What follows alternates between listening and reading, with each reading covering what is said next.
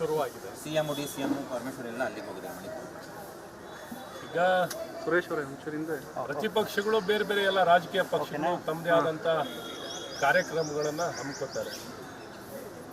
ಸಂತೋಷ ಅವರ ಕಾರ್ಯಕ್ರಮಗಳನ್ನು ಹಮ್ಮಿಕೊಳ್ಳಿ. ಆದರೆ ಇಡೀ ದೇಶ ಏನು ಒಂದು 500 ವರ್ಷದ ಈ ನೋವು ಮತ್ತು ನಮ್ಮ ಸಾಂಸ್ಕೃತಿಕವಾಗಿ ಧಾರ್ಮಿಕವಾಗಿ ಏನೊಂದು ಅನ್ಯಾಯ ಒಳಗಾಗಿದ್ವೋ ಇದನ್ನು ಸರಿಯಾಗುವಂಥ ಈ ಸಂದರ್ಭದಲ್ಲಿ ನಾವು ಎಲ್ಲ ಭಾರತೀಯರು ಎಲ್ಲ ವಿಶ್ವ ಮಾನವರು ಈ ಒಂದು ಪ್ರಾಣ ಪ್ರತಿಷ್ಠಾಪನದಲ್ಲಿ ಭಾಗವಹಿಸುವಂಥದ್ದಾಗಬೇಕು. ಮಾಡಲಿ ಎಲ್ಲರೂ ಬೇರೆ ಬೇರೆ ಕಾರ್ಯಕ್ರಮಗಳು. ಈ 27ನೇ ತಾರೀಕು ಆದಮೇಲೆ ಎಲ್ಲರೂ ಬೇರೆ ಬೇರೆ ಕಾರ್ಯಕ್ರಮ ಮಾಡ್ಬೋದಿತ್ತು. ಆದರೆ ನಮಗೇನು ಅಭ್ಯಂತರ ಇಲ್ಲ. ಆದರೆ ಆ ಭಾವನೆ ಎಲ್ಲ ಒಂದು ಕಡೆ ಸಂಪೂರ್ಣ ನಮ್ಮ ಭಾರತೀಯರು ಇವತ್ತಿನ ಈ ದಿನಕ್ಕಾಗಿ 27ನೇ ತಾರೀಕು ಆಗ್ತಿರುವಂಥ ಪ್ರಾಣ ಪ್ರತಿಷ್ಠಾಪನಾ ದಿನಕ್ಕೆ ಎದುರು ನೋಡ್ತಿದ್ದಾರೆ. 500 ವರ್ಷದಿಂದ ನಡೆದಂಥ ಧ್ವಂಸ ನಂತರ ಏನು ನೋವಿಗೆ ಒಳಗಾಗಿದ್ದು ಮತ್ತು ಭಾವನೆಗಳಿಗೆ ಧಕ್ಕೆ ಬಂದಿತ್ತು, ಇವೆಲ್ಲವೂ ಸರಿಪಡಿಸಲಿಕ್ಕೆ ಲಕ್ಷಾಂತರ ಜನ ತಮ್ಮ ಪ್ರಾಣ ತ್ಯಾಗವನ್ನು ಮಾಡಿದ್ದಾರೆ. ಮತ್ತು ಇಡೀ ಭಾರತಕ್ಕೆ ಗೌರವ ತರುವಂಥದ್ದು ನಮ್ಮ ಸ್ವಾಭಿಮಾನದ ಸಂಕೇತ ರಾಮ ಮಂದಿರ. ಹಾಗಾಗಿ ಈ ಸಂದರ್ಭದಲ್ಲಿ ಇವೆಲ್ಲ ಬೇರೆ ಪ್ರತ್ಯೇಕವಾಗಿ ಬೇರೆ ಕಾರ್ಯಕ್ರಮ ಮಾಡುವಂಥದ್ದನ್ನ 22ರ ನಂತರ ಮಾಡಿದರೆ ಚೆನ್ನಾಗಿತ್ತು. ಆದರೆ ಅವರು ರಾಜಕೀಯ ಕಾರ್ಯಕ್ರಮ ಮಾಡಬೇಕು ಅಂತ ಹೊರಟಿರೋದಕ್ಕೆ ಅಭ್ಯಂತರ ಇಲ್ಲ. ಅವ್ರು ಮಾಡಲಿ. ಜನ ಅದಕ್ಕೆ ಉತ್ತರ ಕೊಡುವಂಥದ್ದನ್ನ, ದೇಶದ ಜನ ಅದಕ್ಕೆ ಉತ್ತರ ಕೊಡುವಂಥ ಕೆಲಸವನ್ನು ನಾಡಿನ ಮತ್ತು ದೇಶದ ಜನರು ಮಾಡ್ತಾರೆ. ಸರ್, ಈಗ ಅನಂತಕುಮಾರ್ ಹೆಗಡೆ ಅವರು ನನಗೆ ಯಾವೆಲ್ಲ ಹಿಂದೂ ದೇಗುಲಗಳಿಗೂ ಅವೆಲ್ಲ ಮುಸ್ಲಿಂ ದೇಗುಲಗಳಿದೆ, ಅವನ್ನೆಲ್ಲ ಕಿತ್ತಾಕ್ತೇವೆ ಅಂತ ಹೇಳಿದ್ದಾರೆ.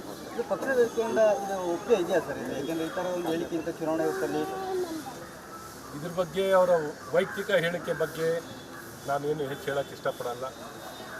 ಹಾಗಾಗಿ ಇವತ್ತು ನಮ್ಮೆಲ್ಲರ ನೆಚ್ಚಿನ ಪ್ರಧಾನಮಂತ್ರಿಗಳಾದಂಥ ನರೇಂದ್ರ ಮೋದಿಯವರು ಏನು ಹೇಳ್ತಿರೋದು, ಸಾಮರಸ್ಯ, ಐಕ್ಯತೆ, ಎಲ್ಲ ಧರ್ಮಗಳನ್ನು ಗೌರವಿಸುವಂಥದ್ದು ನಮ್ಮೆಲ್ಲರ ಕರ್ತವ್ಯ.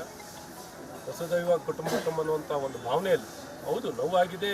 ಯಾವ್ದಾರ ದೇವಸ್ಥಾನಗಳು ಬೇರೆ ಬೇರೆ ಪ್ರಾರ್ಥನಾ ಮಂದಿರಗಳು ಬೇರೆ ಬೇರೆ ಧರ್ಮಕ್ಕೆ ಸೇರಿದರೆ ಅದು ನೋವು ಇರುತ್ತೆ, ಇತಿಹಾಸದಲ್ಲಿರುವಂಥ ಒಂದು. ಆದರೆ ಇದಕ್ಕೀಗ ಹೆಚ್ಚು ಇನ್ನೇನು ಅದಕ್ಕೆ ಪ್ರತ್ಯೇಕವಾಗಿ ವಿಶೇಷವಾಗಿ ವಿಚಾರಗಳನ್ನು ಕೈಗೆತ್ತಿಕೊಳ್ಳುವಂಥ ಏನು ಸಂದರ್ಭಗಳಲ್ಲ. ಮತ್ತು ಆ ವಿಚಾರಗಳನ್ನು ನಮ್ಮ ಮುಂದೆನೂ ಸಹ ಇಲ್ಲ. ಇವತ್ತೇನು ರಾಮ ಮಂದಿರ ನಿರ್ಮಾಣ ಆಗಿ ಪ್ರಾಣ ಪ್ರತಿಷ್ಠಾಪನೆ ಆಗ್ತಿರುವಂಥದ್ದು ಬಹಳ ಮುಖ್ಯವಾಗಿರುವಂಥದ್ದು. ಇಂಥ ಭಾವನೆಗಳು ಇಂಥ ಸಂದರ್ಭದಲ್ಲಿ ಸೂಕ್ತನೂ ಅಲ್ಲ ಅಂತ ಹೇಳ್ತಾರೆ. ಸಿಎಂ ಅವರಿಗೆ ಏಕವಚನದಲ್ಲಿ ಕೂಡ ಮಾತಾಡಿದ್ದಾರೆ ನೆನೆ. ಅದರ ವಿರುದ್ಧ ಪೊಲೀಸರು ಕ್ರಮ ತಗೋತಾರೆ ಅಂತ ಪರಮೇಶ್ವರ್ ಅವರು ಕೂಡ ಹೇಳಿದ್ದಾರೆ. ಅನಂತಕುಮಾರ್ ಹೆಗಡೆ ಅವರು ಸಿಎಂ ಅವ್ರನ್ನ ಏಕವಚನ ಬಳಸಿ ಮಾತಾಡಿದ್ದಾರೆ. ಅದರ ವಿರುದ್ಧ ಪೊಲೀಸರು ತಗೋತಾರೆ ಕ್ರಮ ಅಂತ ಪರಮೇಶ್ವರ್ ಹೇಳಿದ್ದಾರೆ.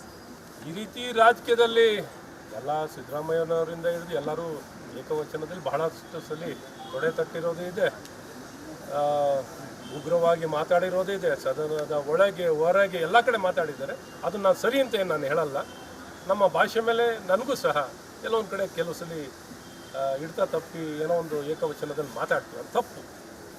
ಹಾಗಾಗಿ ಸಮಾಧಾನಕರವಾಗಿ ಎಲ್ಲರಿಗೂ ಗೌರವ ಕೊಡುವಂಥದ್ದು, ಪ್ರತಿಯೊಬ್ಬ ವ್ಯಕ್ತಿ ನಾಗರಿಕನಿಗೆ ಗೌರವ ಕೊಡುವಂಥದ್ದು ನಮ್ಮ ಸಂಸ್ಕೃತಿ.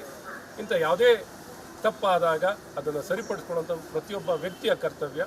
ಹಾಗಾಗಿ ವಿಶೇಷವಾಗಿ ಇವ್ರು ಕೇಸ್ ಹಾಕ್ತಿದ್ರೆ ಇವ್ರ ಮೇಲೆ ಕೇಸ್ ಹಾಕಬೇಕಾಗುತ್ತೆ. ಅವ್ರ ಮೇಲೆ ಫಸ್ಟ್ ಕೇಸ್ ಹಾಕ್ಕೊಂಡು ಸನ್ಮಾನ್ಯ ಸಿದ್ದರಾಮಯ್ಯನವರಿಂದ ಹಿಡಿದು ಎಲ್ಲರೂ ಕೇಸ್ ಹಾಕ್ಕೊಂಡು ಮತ್ತೆ ಅನಂತಕುಮಾರ್ ಹೆಗಡೆ ಮೇಲೆ ಕೇಸ್ ಹಾಕ್ತಿದ್ದಾರೆ.